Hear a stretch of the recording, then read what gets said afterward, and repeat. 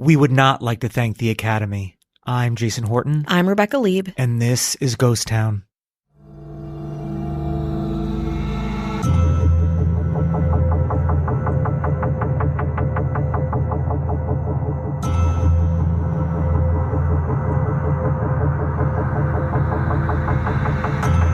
Aside from the Oscar statue itself, one of the most iconic elements of the famed Academy Awards is the envelope, the super confidential, sealed 6x9-inch booklet that conceals the year's categoric winners. Since 1941, the contents of said envelope has been a closely held secret, meticulously tabulated and guarded by consultants until seconds before their official announcement at the ceremony. That's all stuff you know. But the reason that this high-profile process occurs? Maybe it's something you don't know. In fact, it has something to do with leaked winners, headstrong actors, unions, and the power of ritual, one that's followed to the letter for over 80 years. Let's talk about Bette Davis, the LA Times, and the Oscars tabulation ritual of the long-enduring Academy Awards. The year was 1940, and back then, the Academy Awards gave the Los Angeles Times a list of the winners in advance of the ceremonies to promote the event after it occurred. Unfortunately, in the 8:45 p.m. edition of the night of the award ceremony, the paper published the results of the 1939 Oscars along with a big, flashy photo spread. Oops. Now, the 1939 Oscars were huge, and not just for this insane leak. Best Picture nominees were incredible, including Wuthering Heights, The Wizard of Oz, Goodbye Mr. Chips, Gone with the Wind, and Mr. Smith Goes to Washington. Hattie McDaniel became the first African-American to win a Best Supporting Actress for her role in Gone with the Wind, and Judy Garland was officially introduced as Hollywood royalty when she won the Academy's Juvenile Award for The Wizard of Oz. Yes, there was a Juvenile Award. The Juvenile Award was the Oscar for kid actors that was given out on and off from 1934 to 1960.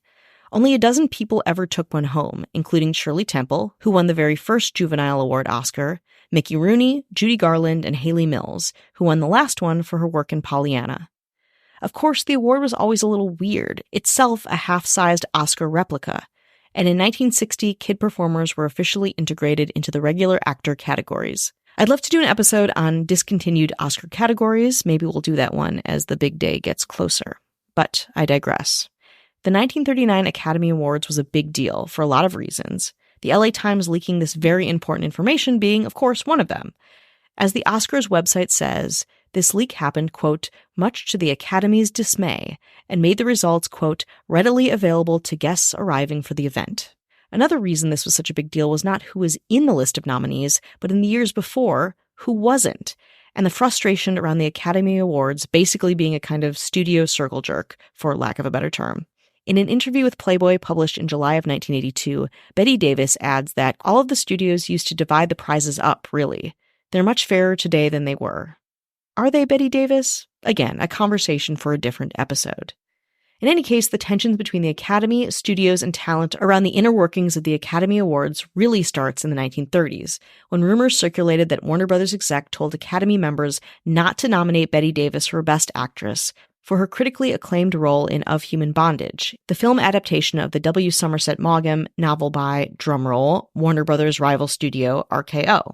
At the time, almost all successful actors were contracted to a studio, and Davis belonged to Warner Brothers. But surprise, surprise, a lot of the actors' relationships to their studios were less than ideal. In fact, often they felt more of a prison than a business relationship. In her memoir, A Lonely Life, Davis describes the early roles the studio gave her as, quote, horrors. So when she was approached by RKO with a meaty role in a classic film adaptation where she was the lead, she begged her exec at Warner Brothers, Jack Warner, to, quote, loan her out. Eventually, he said yes, quote, because she was driving him crazy, Monica Roxanne Sandler, author of an article on politics at the early Oscars, Sandler explains that it's thought that Warner relented, as if to say, quote, you're not a big star, so go on, do this stupid film. It ended up being a great decision, as film scholars identify 1934's Of Human Bondage as Davis's breakout role. But of course, the subtext was that the headstrong Davis had kind of betrayed her home studio of Warner Brothers. Quote, it is an interesting fact that most people believe that Of Human Bondage was my first picture, although I had made 21 films before it, she writes in her memoir. 2 years of posing as Miss 4th of July and Little Miss Clothes Horse for the fan magazines. 2 years of hard work and indignities and a rival studio, not Warner's, gave me my true beginning. The 26-year-old starred as the waitress turned prostitute The 26-year-old starred as the waitress turned sex worker Mildred Rogers, a role that Time described as notable for being, quote, in the first part she had ever had, which had required more than handsome clothes and an enigmatic expression, in its 1934 review. Life magazine called it, quote, probably the best performance ever recorded on screen by a U.S. actress. It truly canonized Davis as one of the greatest actors of her time, and humiliated Jack Warner, who felt pressured to give her better roles, even though what he really wanted to do was banish her to the sidelines. Based on the reviews, though, Davis seemed like a shoo-in for an Academy Award nomination for Best Actress.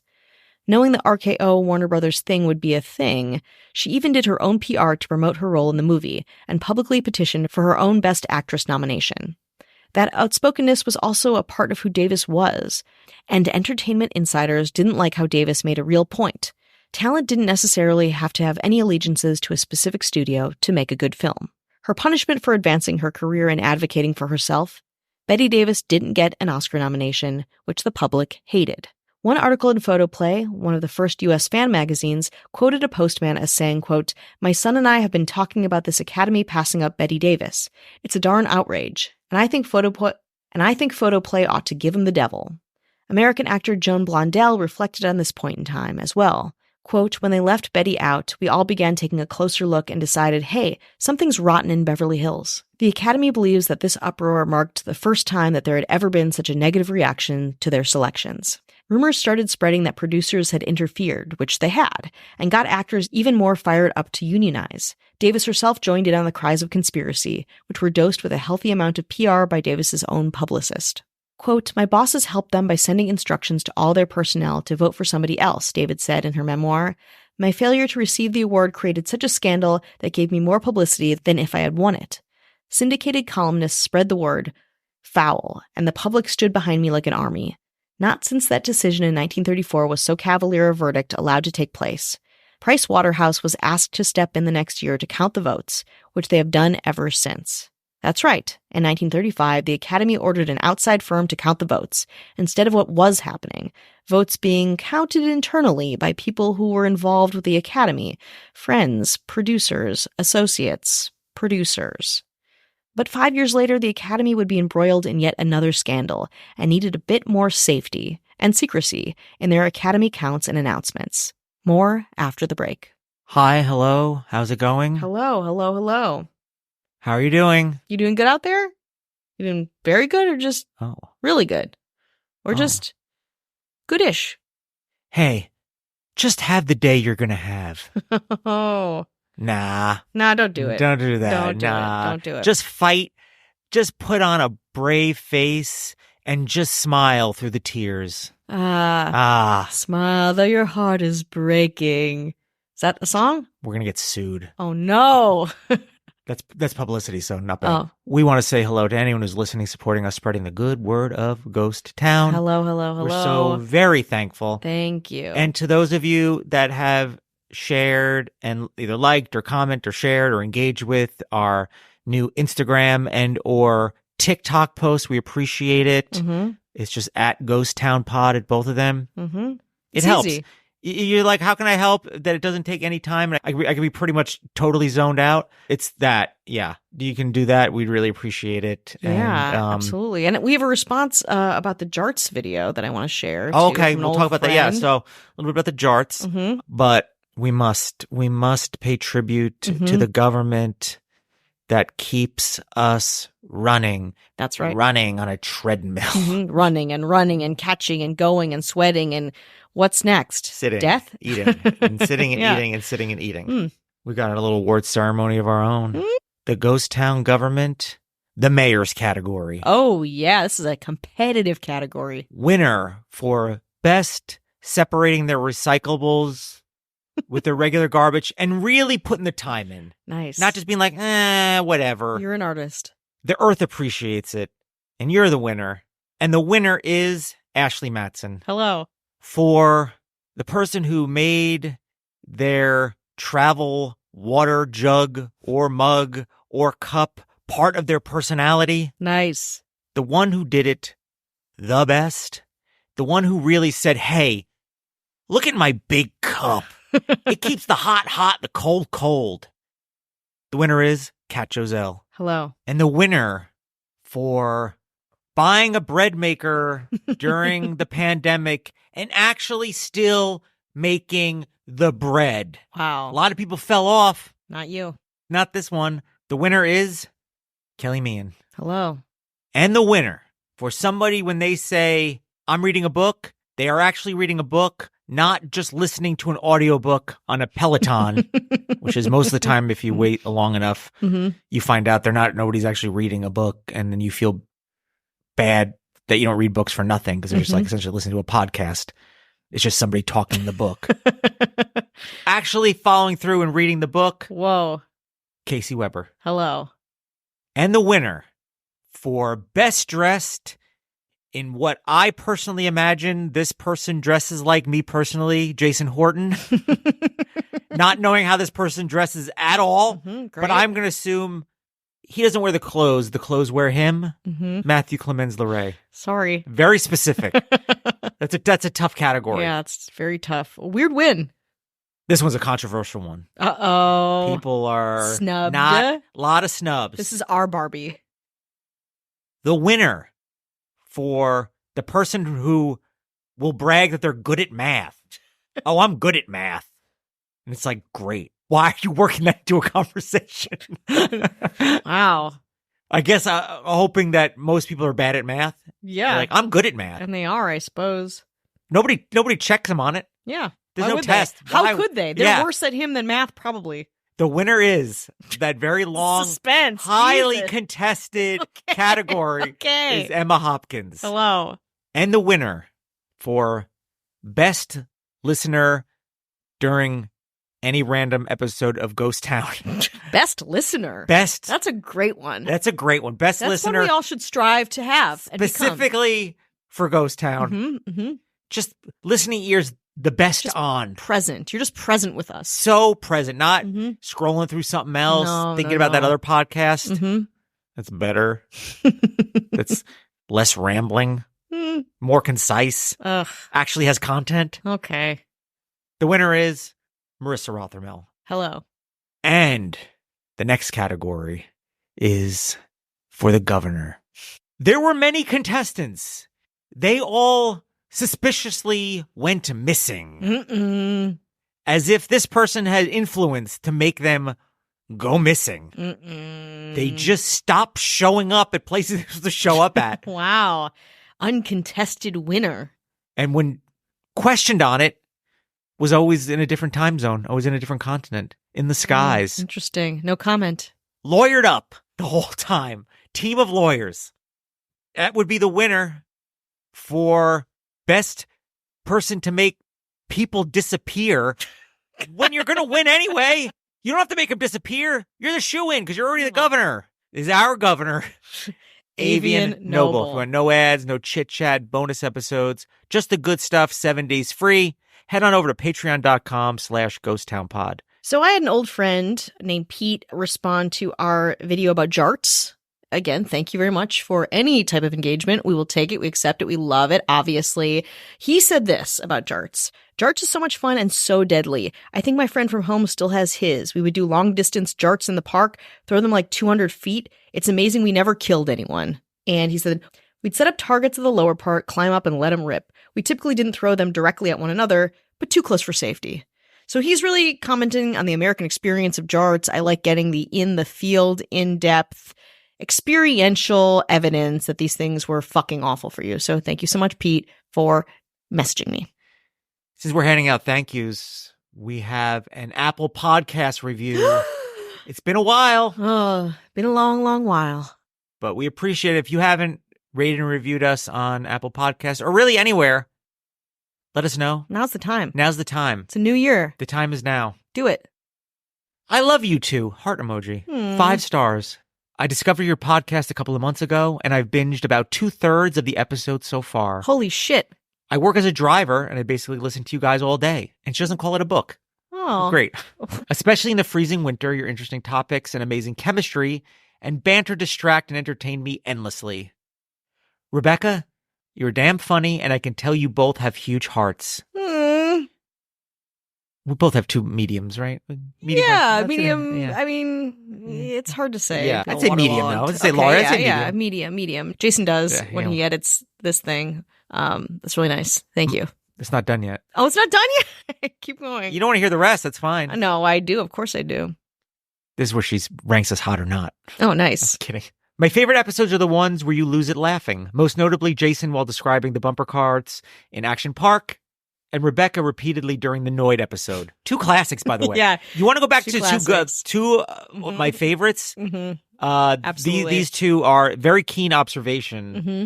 Please never stop making this podcast, Oh. or else. And then then there's like a knife in a skull. No. Oh, nice. It makes my day every day. Oh. And that is Fizzy Drink 86 in Canada. Amazing. Oh, my God. How's that? We haven't gotten one in a while, and that was a nice one. Now, you say we have huge hearts, but they get ice cold when we announce something else that we're doing. That's right. Already had enough of this? Too bad there's more. So much more. We have a new podcast. Now, it's not going to be as involved as Ghost Town. Mm-mm. Ghost Towns we're married to Ghost Town, but Yeah. this one's a sexy mistress. It's a little flang. You know, just a little something, darling. Can you guess what it is? Bet you can't. It's pretty far off from what we do here. But it still has the same dark tone. Yes. And it's really of a time and place in Los Angeles, Yeah. which is also very much what we do here. But it is a little different. It's a departure. It's called Vanderpodcalypse Now, and it is a Bravo Vanderpump Rules comedy recap podcast and culture commentary experience. We are super excited. It's definitely a different speed. If you like our rapport here, if you like It's just the us breaks, back and forth. The information is minimal. I mean, it's not minimal. There's a lot of information, but it's pretty much what we do during these breaks, but we have a point. Yeah, we have a slight structure. It's not as hard and fast as a lot of the content we do on here. It is more conversational. It's more casual, very passionate, I will say, because we both feel pretty passionately Yeah. about this. And we don't always agree. No, a lot of the times we don't, but we also are in the orbit of this world. So And I think we that know people in yeah. that orbit. Many podcasts do a really great job talking about these things, but we, just from living in Los Angeles and Mhm. just knowing people, Yeah.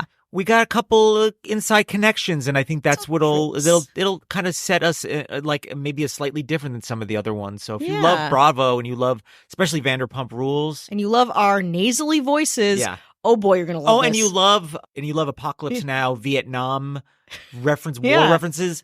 It's a lot of that. If that small cross section of overlap is you, oh baby, you're gonna like this. You can find Vanderpodcalypse Now wherever you listen to podcasts, and put a link in the show notes. You can just click on it. Mm-hmm. If you want to give that 5 stars, Please. and not even listen, we don't care. Yeah. We're soulless. Oh, that's right. There's nothing behind these dead eyes. Oh, that's right. Except visions of reality stars Yes. and weird LA history tidbits. It is. We do. We kind Support of. us. It's a little bit of a cultural, because the show's been on for over 10 years. Mhm. So we kind of go through our own kind of experience in LA a little bit and how much it's changed Yeah, too. So there is a little bit of crossover, definitely. and definitely the tone is somewhat similar too. So Yeah, I think you will like it. But again, we're just excited to do something a little bit different to clog your feed. And when we're on Vanderpodcalypse Now, we're going to be talking about Ghost Town. We already have been. Oh, yeah. So we're going to be telling people, hey, you want to hear about the Noid? You want to hear about Action Park? And they're going to be like, no. Yeah. Why would we? I'm like, hello, Fizzy Drinks 86. Really like those episodes, so maybe you might want to check them out. That's right. That's right. So join us again, Vanderpodcalypse Now. We are dropping our first episode today, literally as you listen to this. There are episodes before that to kind of lead up to it, the road to episode 1. That's right. That's right. So there's a couple episodes to listen to if you want to, kind of get warmed up. Get the hype going. You can, but our first major episode, our first recap, is out today. So please check us out. We so appreciate your support. We think you'll like this too, maybe, or not, and that's fine too. Yeah. Help. Okay, you want to go from one thing that's vapid to another thing that's vapid? Absolutely. Let's get back to 1935, where Bette Davis does get an Oscar nomination for the Warner Brothers home studio picture Dangerous. at the Academy Awards, of course, but she is not happy. She sees it as a consolation prize, as the movie was a flop and Davis was desperately trying to get out of her Warner Brothers contract. As a sign of protest, Davis intentionally wore an unflattering dress that resembled a domestic uniform, which is great commentary. Male winners like John Ford and Dudley Nichols also protested that year as part of their union's push for fairer contracts. 5 years later, the LA Times majorly dropped the ball, like we talked about earlier in the episode, and the Academy realized that it needed to keep the winners under lock and key and instituted the now famous secret envelope system. The envelopes were added to the secret outside firm vote count, and Price Waterhouse, which merged into Price Waterhouse Coopers, continued to count the many ballots and votes, and actually continues to do that to this day. Eventually, though, Davis would get a little bit of revenge over those who snubbed her at Warner Brothers and the Academy. In 1941, at just 33 years old, Davis became the Academy's first female president, though her brief stint as president was fairly controversial. Columnist Hedda Hopper cheered, quote, "If any woman here deserves that job, it's Betty." Davis later wrote, quote, "I never imagined I would hold this most exalted post. As the only woman so honored, I was frankly proud. But it was just this pride that shortened the tenure of my office." Davis had never served the organization in any official capacity, served for a couple of months, and resigned, realizing that she was merely a figurehead and couldn't really change the way the Oscars were running. But the envelope and voting outlasted Davis, and lasts again to this day. Iconic as it might be, the Oscar Awards envelope remained nothing more than a generic white envelope for the first 8 decades of the Academy. For the 83rd Annual Academy Awards, all of that changed.